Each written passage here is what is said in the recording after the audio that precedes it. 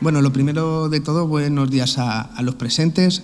Ya he hecho la presentación desde la Cámara. Yo soy Juan Manuel Rodríguez, soy coordinador de sostenibilidad dentro de Omagua Huella Ecológica. Como decía, hay veces que es complejo, ¿no? Y de aterrizar esto de qué es el ADN sostenible y cómo lo vamos a conseguir lo que es la empresa, ¿no? O cómo lo vamos a interiorizar, porque al final la lectura que hacemos nosotros nos pone en primera instancia en cambiar el enfoque de cómo se ha entendido la empresa y cómo se están empezando a entender las industrias, ¿vale?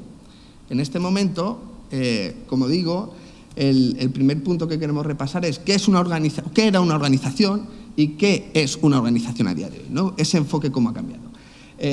Como digo, hasta hace bien poco esa imagen ha sido la que ha marcado o la referencia para entender cómo operaban las empresas, ¿no?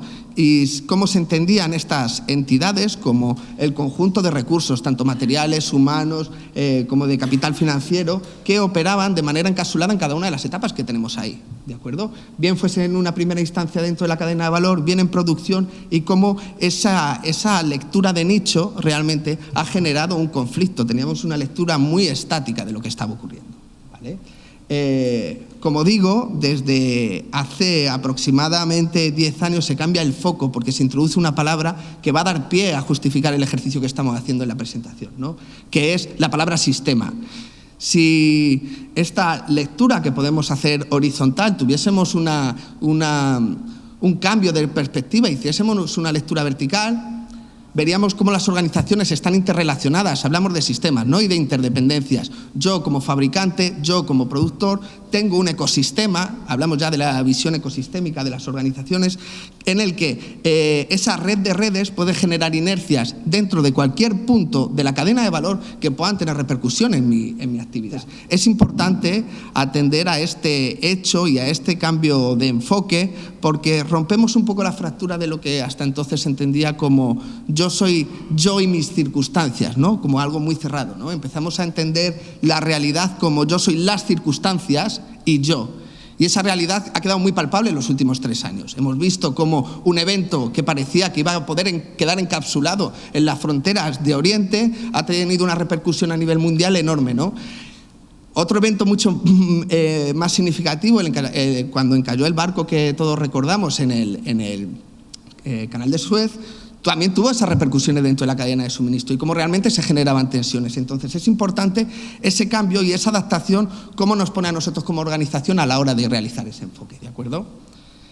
Esto, como digo, esta nueva lectura, mucho más biológica de cómo se comportan las organizaciones, nos trae a entender cómo se configura o qué se entiende por una empresa sostenible y por esa nueva variable que podemos entender como el ADN sostenible y cómo lo podemos incorporar.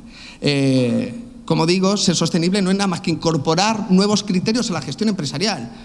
Hasta la fecha, el valor de las empresas se medía exclusivamente por el desempeño económico y por la capacidad que tenía de generar rendimientos en ese aspecto y hemos roto con esa visión tan cerrada. Ampliamos mucho más la mira porque no operamos en exclusiva dentro de una actividad, ¿no?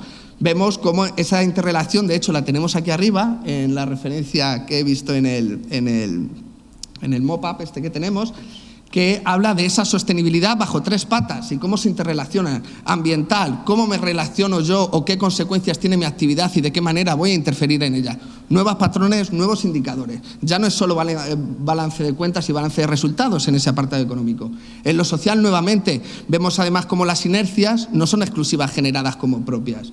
El marco normativo está apretando y está apretando muchísimo. Las empresas de más de 50 trabajadores saben que desde el año pasado tienen la obligatoriedad de tener un plan de igualdad, ¿no? Entonces, esa esfera y ese enfoque para la gestión y el control de las organizaciones que propone la sostenibilidad, lo que pretende es consolidar, ¿no? Y armar de herramientas para mejorar la posición competitiva, como decimos, de las empresas. Hay que hacer esa lectura que hemos hecho antes mucho más cerrada de la empresa, la podemos ampliar a cuáles son las dinámicas o lo que nosotros entendemos como lógicas de transformación, ¿no? Esas lógicas de transformación hablan de cómo las empresas se adaptan. Tenemos 3 planos En primera instancia vemos el plano cultural, en segunda instancia el plano normativo y en tercera instancia el plano competitivo. El plano cultural es la toma de decisión que tenemos nosotros, bien en nuestra cadena de valores, la posición que ocupemos como clientes, bien el cliente último. Y ahí hay una variable en lo cultural que lo está cambiando todo, que es la evidencia del cambio climático. Está generando o despertando una sensibilidad dentro de, en última instancia, del cliente final y cómo eso reverbera y tiene inercias en cualquiera del resto de realidades, que está alimentando y está retroalimentando, como digo, tanto al plano normativo como lo que nosotros entendemos como el plano competitivo, ¿no? Esas demandas sociales están marcando lo que la nueva agenda política y en consecuencia la agenda del sector privado. En lo que refiere al plano cultural hemos dado nota, en lo que refiere al plano competitivo, de qué manera me voy a diferenciar yo dentro de la industria en la que opero, y dentro del marco normativo queremos dar nota de aquellos eventos que están marcando un poquito el devenir de cómo nos vamos a adaptar como organización. Hay un evento que realmente supone un cambio de paradigma, que es el compromiso que se adquiere con el Pacto de París de evitar el aumento de la temperatura de la Tierra en 1,5 grados de aquí a 2100, y también cómo las Naciones Unidas aprueba la Agenda 2030 como programa macro para intervenir sobre diferentes objetivos del desarrollo sostenible, que son identificados como tal. Como digo, es el escopetazo de salida para todo lo que viene. De hecho, empezamos a encontrar o a ver enunciaciones que hablan del tsunami normativo de la sostenibilidad. Entonces, esto va a generar una obligatoriedad en la adaptación de las empresas, en las que las empresas pueden jugar dos papeles, lo comentaba anteriormente, ¿no? O sea, tener una posición de convicción, de concienciación, estoy concienciado con el medio ambiente, estoy concienciado con el cambio. Tenemos esta referencia que identifica el número de iniciativas que son de carácter obligatorio desde el año 2011, cómo han ido incrementando hasta el año 2020, y las que son de carácter voluntario. Hemos pasado en el año 2011 de 4 iniciativas de carácter obligatorio a el año 2020 hay publicadas, según también el sector en el que opere la organización, más de 500, ¿no? Esto, nuevamente, por la posición geoestratégica que quiere configurar Europa, va a ser mucho más, ¿no? y va a tener un incremento exponencial mucho mayor.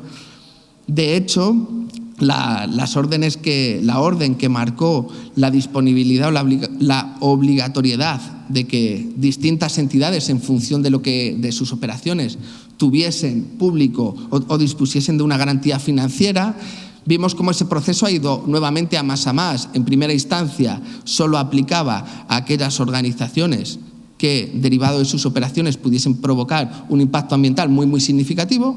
Y, como digo, ha ido ampliándose a aquellas empresas que, o bien por sus operaciones, también puedan generar un impacto, y nos estamos encontrando empresas que, aun teniendo la obligatoriedad, a fecha de hoy todavía no disponen de esa garantía financiera, como decía.